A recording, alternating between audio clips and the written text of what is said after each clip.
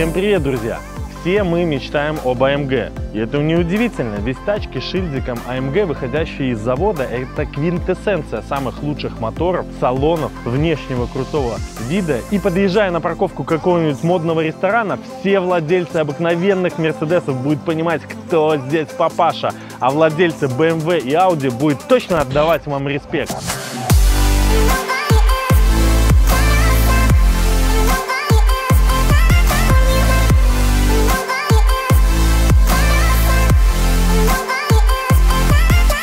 Но проблема в том, что новые AMG салоны стоят как 3 квартиры, а старых либо не осталось в продаже, либо разошлись по частным коллекциям. И поэтому нам остается только мечтать и завидовать тем, у кого уже есть AMG. Разглядывать красивые картинки и надеяться, что когда-нибудь мы заработаем себе на такую машину. Но знаете, ездить на стоковые тачки лично меня надоело. Я хочу хотя бы немножко выделяться среди толпы обычных автомобилей. И поэтому сегодня мы попытаемся с вами сделать тачку, которая будет хотя бы немножко похожа на AMG, дешево, быстро и своими руками. Пару лет назад у меня уже удалось заколхозить вот такие вот накладки на свою выхлопную трубу. И знаете, машина уже начала выглядеть интереснее. Также я поставил 17-е диски на широкопрофильной резине. И также заколхозил вот такой вот спойлер с задним стоп-сигналом. Конечно, к нему у меня остались вопросы. И, возможно, в ближайшее будущее я сделаю вот такой вот простой, аккуратненький спойлерочек. И знаете, даже такими простыми общеизвестными вариантами тюнинга машина уже начала выглядеть более нарядно.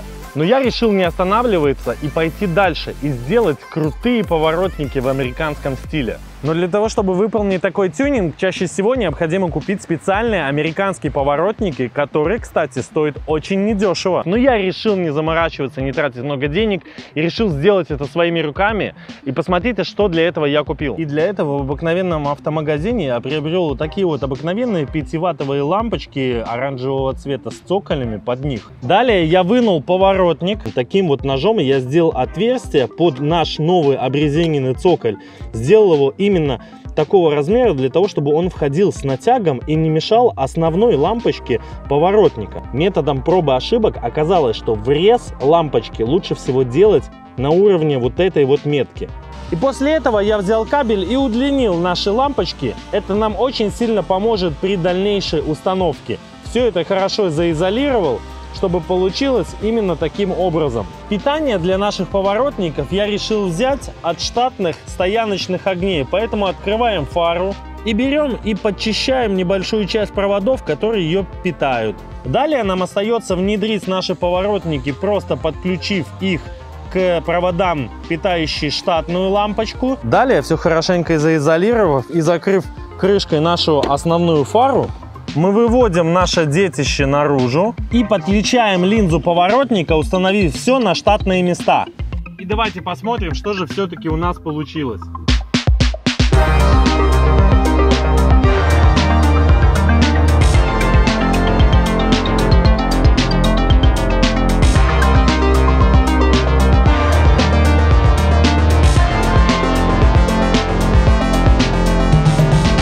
Ну что, ребята, вот повторители наши получились. Я, честно говоря, очень боялся, что сигналов поворотников не будет видно из-за них, но все-таки оно достаточно понятно, в какую сторону я поворачиваю. И напишите, пожалуйста, в комментариях, поставили ли вы себе такой тюнинг, если бы знали, что он стоит всего лишь навсего 4 бакса. Представляете, не надо менять ни линзы, не надо ничего, только вкорячить нужные лампочки. Но я на этом не остановился, и поэтому сейчас я покажу, что я придумал еще. Если посмотреть на бампер 202-го Мерседеса, что рестайлингового, что дорестайлингового, вот именно в этих частях существуют такие отверстия, которые я, да и не только я, и многие ошибочно считают, существуют для установки противотуманных фар. Но при более детальном изучении этого вопроса оказалось, что вот эти воздуховоды являются ничем иным, как воздуховодами для охлаждения тормозной системы. И только в оригинальных бамперах AMG с завода ставятся противотуманные фары. А в наших с вами обыкновенных стоковых Мерседесах противотуманные фары встроены саму линзу основных фар. И несмотря на то, что оптика в наших Мерседесах продумана очень хорошо и абсолютно соответствует сегодняшним реалиям, я хотел бы вставить противотуманные фары для того, чтобы придать именно еще больше эстетизма. Но так как оригинальные противотуманные фары для Мерседеса стоят просто космических денег, то я, полазив по некоторым форумам, нашел кое-какое решение. Кто-то из подписчиков мерседесовского форума сказал, что для наших с вами противотуманок отлично подойдут оригинальные противотуманки от Deo. И поэтому, недолго думая, я нашел эти противотуманки и сразу же их заказал. И честно говоря, ребята, когда они попали ко мне в руки, я просто обалдел от того качества, насколько они сделаны. Во-первых, это стекло, не какая-то пластмасса. Во-вторых, тут стоит нормальная лампочка, не какой-то диод, который постоянно перегорает. И это не будет выглядеть как колхоз, но, по крайней мере, я на это надеюсь. Качество вот этих ламп, которые каждая стоит всего лишь навсего по $14, просто зашкаливает. И даже тот человек, который мне их продавал, он удивился, где я нашел настолько качественную фару. И поэтому у меня есть какая-то надежда, что помимо эстетической красоты, она еще сможет и выполнять и практическую функцию. Так что, ребята, осталось их всего лишь навсего установить, поэтому не будем тратить минуты и поехали!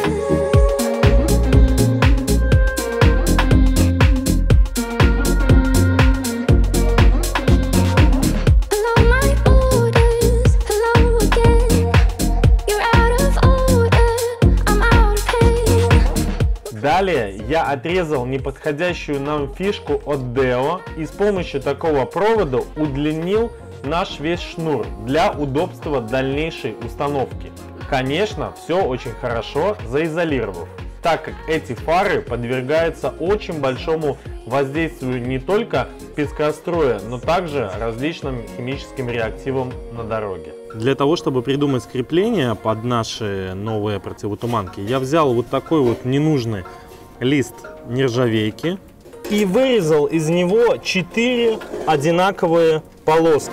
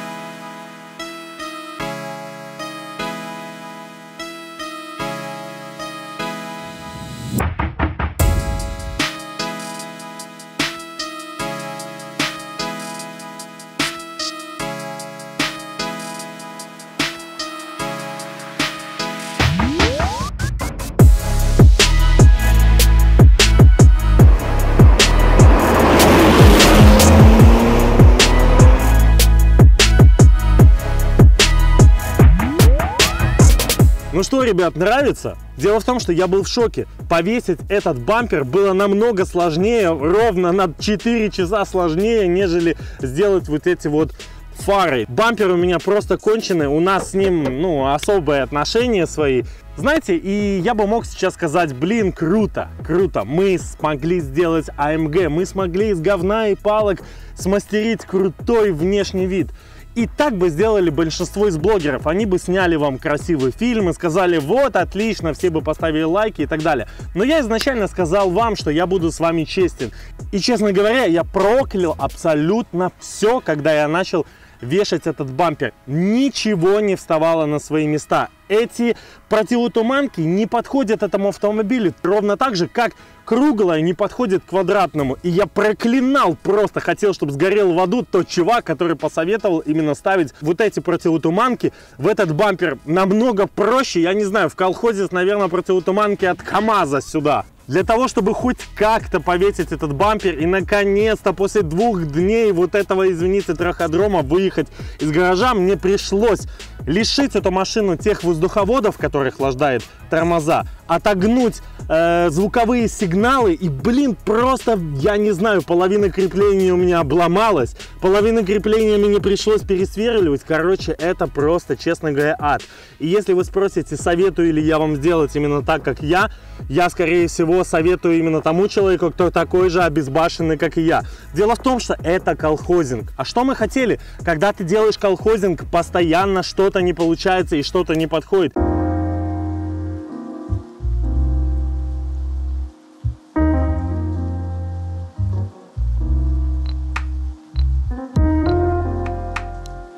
Подключил я эти противотуманки, если вы хотите знать, именно так же, как я подключал вот эти вот поворотники из начала нашего ролика. Просто прикрутился изолентой к вот этим вот стояночным огням. И сделал это для того, чтобы использовать именно вот эти противотуманки, и чтобы не корячить вот этот китайский диодный колхоз, который постоянно перегорает. И знаете, что я вам хочу сказать? Эти противотуманки полнейшее дерьмище. Вы посмотрите, куда они светят. Они светят прямо, сука, в асфальт. Они не выполняют вообще никакой функции, кроме как декоративную. Да, конечно, когда мы будем делать тюнинг двигателя, я буду еще раз снимать этот бампер, и я там что-то подпилю, что-то сделаю так, чтобы они хотя бы куда-то светили, но большинство из вас этим не будет заниматься, я это понимаю. Поэтому изначально лучше всего где-то в Алиэкспресс или еще где-то подобрать именно нормальные противотуманки, которые всегда полностью встают. Ну, первоблинкомом ничего не сделаешь. Опять же говорю, это кастом, а кастом это всегда пиздец. При том, что я потратил на них $28 и целых 2 дня своего собственного времени. И понимаю, друзья, что я показал вам какую-то полнейшую ерунду, я не могу все-таки этот ролик закончить на такой грустной ноте. И сейчас я вам покажу именно тот тюнинг, который бескомпромиссно сделает вашу тачку круче. И поэтому давайте уже не будем ждать и поехали!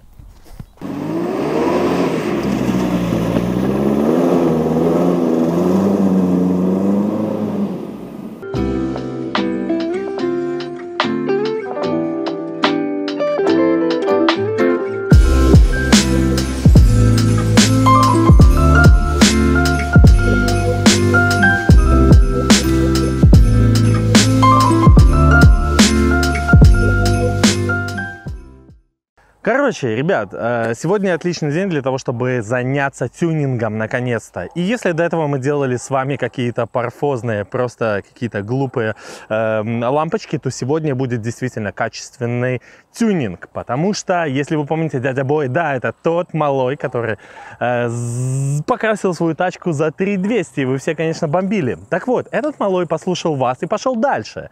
И решил сделать полностью кожаный салон в своем Мерседесе, у которого был изначально тряпочный, и плюс еще поменять там все абсолютно, поставить дерево, которое не предусмотрено в комплектации Classic, и сделать светлые ковры. Вы представляете? И он для этого поехал в Москву для того, чтобы выцепить там крутой салон. Привез в своем сарае этот салон прямо из Москвы. Изначально, когда он мне подкинул эту идею, я сказал: малой, ты что, сбрендил? Не лезь в это все. Не занимайся ерундой, малой. Эта тачка все равно не станет лучше, чем она есть. Но он сказал: старик, я хочу сделать свои собственные ошибки. И он все-таки поехал и привез вот этот крутейший просто салон. О май гад! О боже! Я видел фотографии этого салона, когда только ты его притащил, и это был просто кау. Когда ты мне показал, что ты купил за 130 баксов этот салон, я подумал, что это просто зря выброшенные деньги. Но сейчас, когда я смотрю, что тут перешили полностью кожу, заметь, только вот это одно сиденье перешили. Обалдеть. Вот это родное. То есть ты хочешь сказать, что вот кожа этого Мерседеса спустя 25 лет сохранилась до такого состояния, что надо было только перешить одно сиденье? Да. Обалдеть, просто супер. Ну посмотрите, это действительно классно. Плюс ты еще заплатил деньги, чтобы это все отхимчистили. Я просто не буду спрашивать про эти цифры, потому что многие из людей на этом стороне экрана, они просто попадали в обморок. Как вы думаете, во сколько дяде Бою стала эта машина уже сейчас?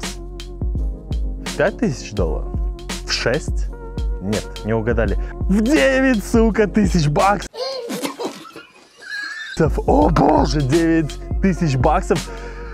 И в этой машине даже нету массажа поясничной зоны спины. Представляете, в 21 веке в тачке нету даже массажа простаты. Это просто непозволительно. Посмотрите, сюда специальные карты дверей, в которые будут вставлены свои собственные деревянные вставки, которые дядя Бой выцепил, заказал в Украине. Да, и в Украине, если кто-нибудь меня смотрит оттуда, вы прекрасная страна. Вам разрешено еще таскать из Европы крутые тачки без больших налогов, как у нас. Мы это ни хера не можем сделать, поэтому мы ебемся вот с тем, что у нас еще осталось на наших свалках-мусорках по громадным деньгам. И вот вы можете даже сравнить вот эту деревянную вставку и вот эту.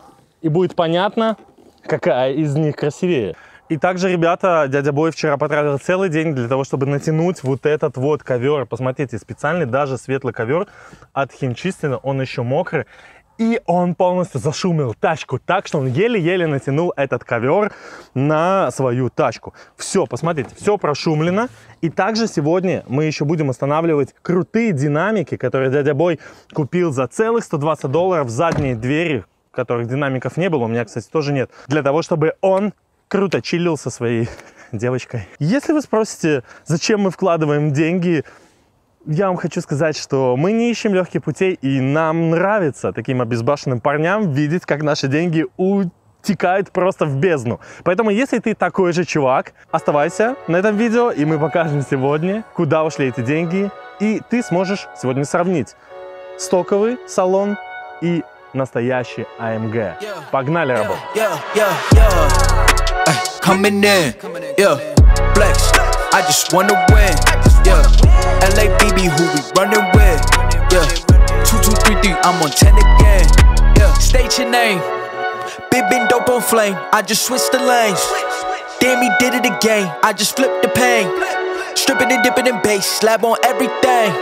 Swimming, you sinking away, cause I got big racks coming. I put my low racks on it. I ain't skip past losses, I had to get back off it. See the Fit Lab on it until they whip my coffin. Money clip, I tossed it, I heard it's big bags on big bags on big bags coming. Coming in, yeah, flex, I just wanna win, yeah, LABB who we running with, yeah, 2233, I'm on 10 again. Pump up the action. Bitch, I'm active. If he never heard of Ben Dope, he just napping. Jackson's off the rapping. Keep it on my body, bitch, I'm broke if you asking. Don't gotta sell him, Cialis, flawless, broken whips as long as it is foreign. Heard you want it cause the yam's enormous. What's an ass if she isn't gorgeous? Короче, чуваки, тут у нас проблемы, блин, как всегда. Пошел дождь, время поджимало, ночь, пошел дождь. И мы не успели, короче, все начало мокнуть. Вот эта кожа прекрасная, которую дядя Бой сделал, она начала мокнуть. Потом мы поставили эти сиденья.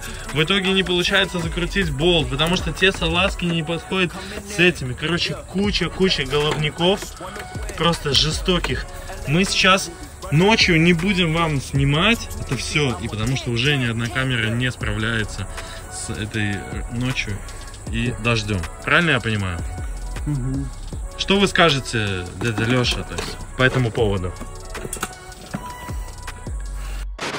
В итоге так получилось, что новое сиденье с комфортом едет в багажнике, а дядя Бой едет на старье, на старом сиденье.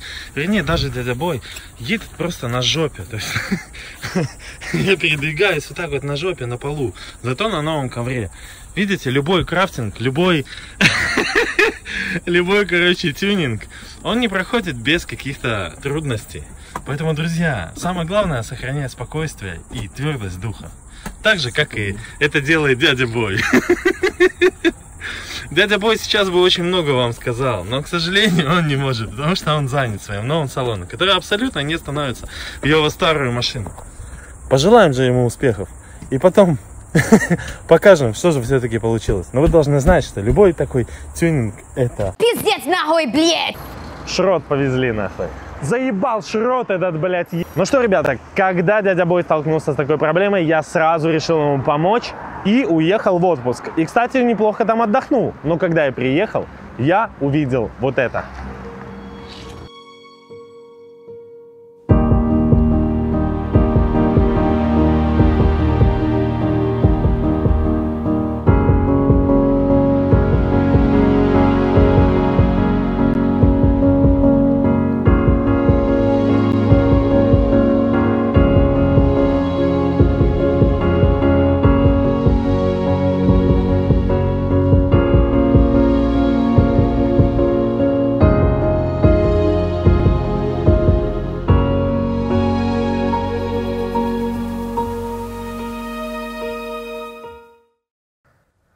Да, вот это уже Мерседес, который действительно должен быть.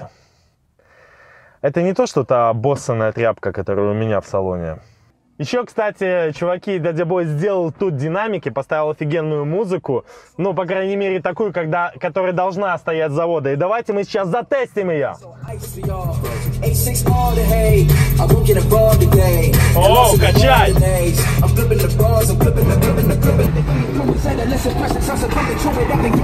Вы слышите, как круто хрипят? Нет, действительно классно. Это получше, чем у меня 100%.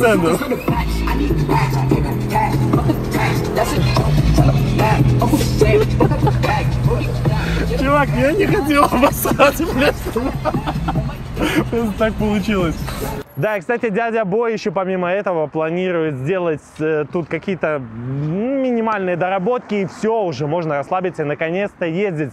Но не Дядя Бою, потому что он уже присмотрел для себя SLK в 208 кузове с горячим 2.3 компрессором в состоянии просто вот застрелите меня, я хочу сдохнуть. И туда будет вкладываться бюджеты еще даже больше, чем он вложил в эту тачку. Да, и, кстати, большинство из вас может сказать, блин, да проще было вложить 4000 зеленых и купить себе какой-нибудь 65-ю Бэху или 220-й Мерседес, где был уже и кожаный салон, и круче другой бахромы, которой этой тачке даже не снилось. Но нет, буржуи, скажу я вам, мы вкладываем свою собственную душу и вот эти руки в это старье. Мы вкладываем свое сердце, и потом эта тачка отдаст нам то же самое. Будет нас согревать зимой и никогда нас не подведет.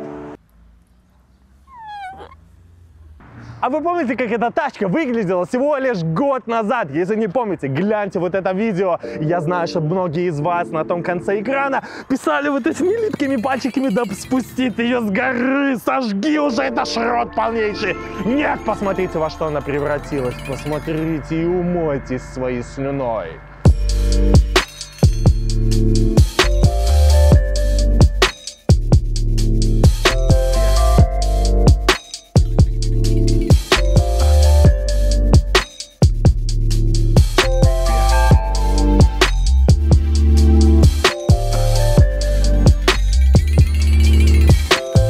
И эта ситуация нам с вами показала, что нужно бороться до конца, что нужно идти до конца и бороться за свою мечту. И помните, нет ничего лучше от новых ощущений от своей старой тачки. Дерзайте!